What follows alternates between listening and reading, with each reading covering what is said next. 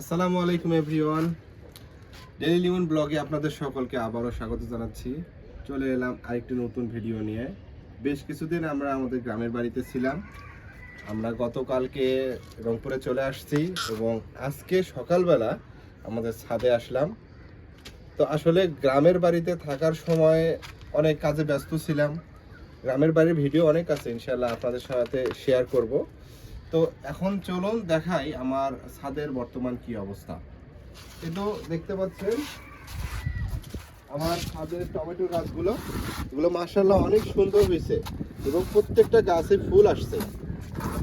এটা হচ্ছে আমার চেরি টমেটো গাছ, এটাতে প্রচুর ফুল আসছে। ইনশাআল্লাহ সবগুলোতে টমেটো অনেক ভালো হবে।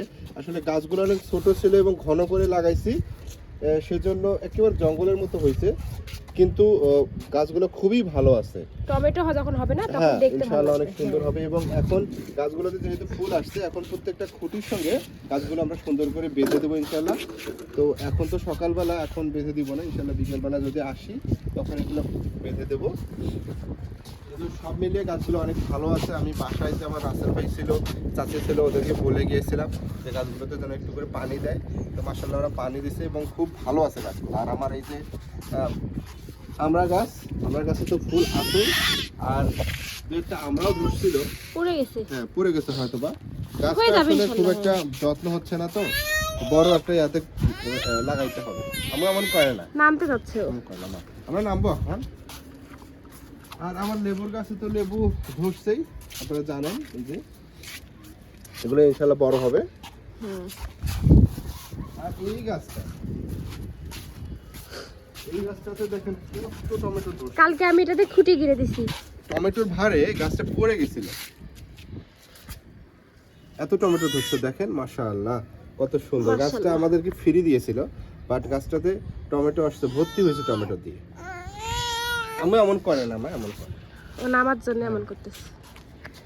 আর হচ্ছে এইখানে আমাদের মনে হয় এই পুর্তলিকার প্রজেক্ট মনে হয় আমরা ফেল করলাম। একটা গাছও এখন পর্যন্ত গজায় নাই। অনলাইনের জিনিস ভালো না। অনলাইনের জিনিস আসলে 2 নম্বর জিনিস দিছে। আর আমার বেগুন গাছগুলো মাশাআল্লাহ অনেক সুন্দর, সবগুলো বেঁচে আছে।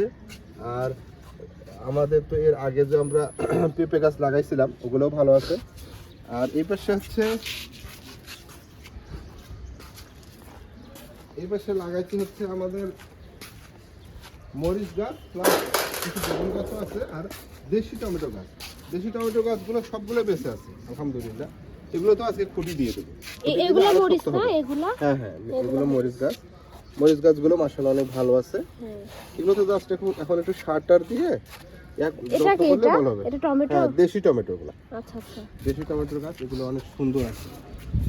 তো এখন তো আমরা চলে আসছি রংপুরে, আর কোনো সমস্যা নাই ইনশাআল্লাহ। এখন প্রত্যেকটা গাছের যত্ন আমরা সঠিকভাবে নিতে পারবো। আর গাছের পরিমাণও বাড়াবো ছাদের মধ্যে, যেহেতু ছাদের কাজ এখন আপাতত একটু ব্রেক দিছি আমরা। কিছুদিন আগে পাট্টি লাগানো হয়েছে, মানে পুডিং করা হয়েছে, এগুলো একটু শুকাচ্ছে। দেন আমরা তারপরে হচ্ছে আর কি অন্যান্য কাজ করব। মূলত ছাদটা আমরা সম্পূর্ণ যখন পাবো, মানে আমাদেরকে যখন হ্যান্ড ওভার করবে, তখন সব কিছুই প্ল্যানিং অনুযায়ী করা সম্ভব হবে। এখন যেহেতু কাজ হচ্ছে, ছাদের মধ্যে অনেক ময়লা টয়লা এখনও আছে, যার কারণে আসলে কাজ করতে অসুবিধা হচ্ছে। তো যাই হোক, আজকের ভিডিও এখানেই শেষ করতেছি। আপনারা ছাদ সম্পর্কে অবশ্যই আমাদেরকে পরামর্শ জানাবেন এবং আমাদের সাথেই থাকবেন। তো আজকে এ পর্যন্তই। এই তো আমার মেয়ে আর আমি। আমার পরিবারের জন্য সকলে দোয়া করবেন। সবাই ভালো থাকবেন, সুস্থ থাকবেন। আল্লাহ হাফেজ।